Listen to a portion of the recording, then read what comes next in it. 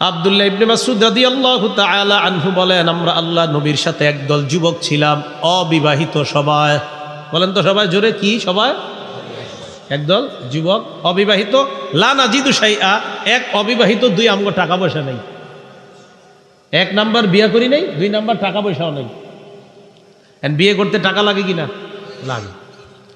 ফাকালা লানা রাসূলুল্লাহি সাল্লাল্লাহু আলাইহি ওয়াসাল্লাম, নবীজি বললেন, ইয়া মাশারাশ শাবাব, হে যুবকরা,